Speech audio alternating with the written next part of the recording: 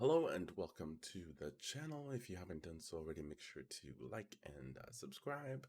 And I appreciate that so much. So without further ado, let's go ahead and cover this. This is interesting because it's no surprise that they're killing the ILX. The ILX, I don't know about the sales wise. I'm sure that it was, up there, especially since it's the cheaper version of the Acura.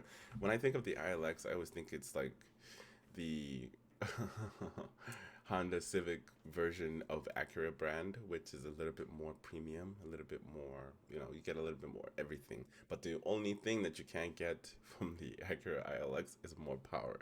It's so underpowered with 201 horsepower.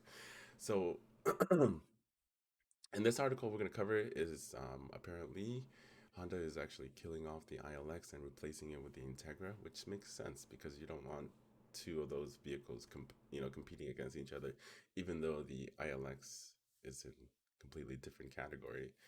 It's well underpowered, no manual transmission, but it still looks like a fun car. I've never driven it, so I can't really say what the experience is driving an ILX. If you have, let me know in the comments below. I feel like this is the one car they don't put a lot of performance in it. Like it always had that 201 horsepower for the longest time, for as long as I can remember. So let's go ahead and check out what the drive has to say about the ILX getting out of here and replacing it with the Acura Integra. All right, so here we are, just getting right in the nitty gritty. Title of the article: Acura Integra officially replaces the unloved ILX. The ILX is, I agree, it's always been unloved. There's never been like a lot of performance in it. So this is it right here. But the price is nice. So if you want, luxury or something a little bit more than just a regular Civic, then you would go with the ILX. But for me, I always felt like the ILX is super underpowered. No matter what they did to their other vehicles, the ILX never got that performance boost. And it's always running that same engine for as long as I can remember. Um, let's do a build real quick. See, because I know it always comes with that 2 liter, about 201 horsepower, which is nothing. It's nothing. There's no power at all. All right, so I wanted to highlight this. Um, it's still running the 2.4 liter iVTEC engine, and that engine is a solid engine. I can remember it back to, I think this engine goes all the way back to having being put in onto the CRVs way back when. If you know, you know. It's I think it's a K24 is what the engine code is called, and it comes with 201 horsepower because you got to think this way. This is the way that I think. When Honda introduced their Earth Dream engine that came out in 2017 and 2000, then you have 2018, 19, 20.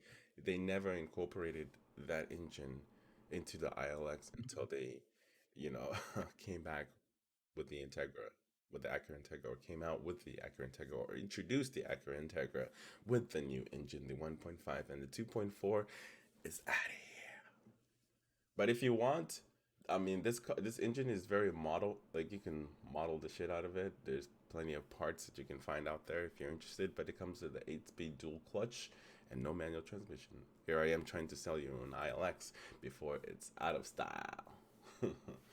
Anyway, Acura has confirmed in an interview with Motor One that the ILX will conclude its production with 2023 model year and be discontinued directly as a result of the incoming Integra.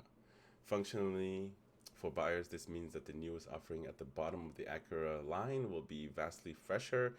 The ILX currently offers a 2.4 liter naturally aspirated inline 4 engine that hails from the same lineage as the ninth generation Civic Si. That's how old it is. Oh, we are. Yes.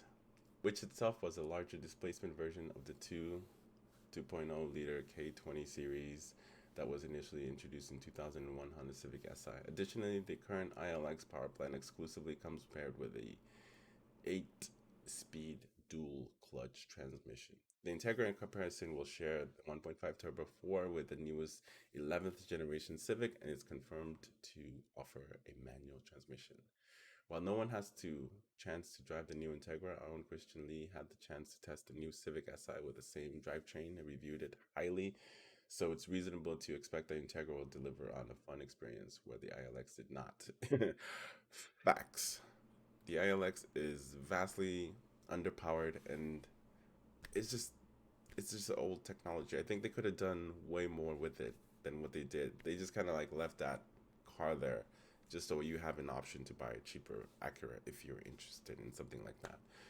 But anyway, if you enjoyed the video, make sure to give it a like and subscribe if you haven't done so already. You're missing out. So do it. Takes 2 seconds. All right? I'm out.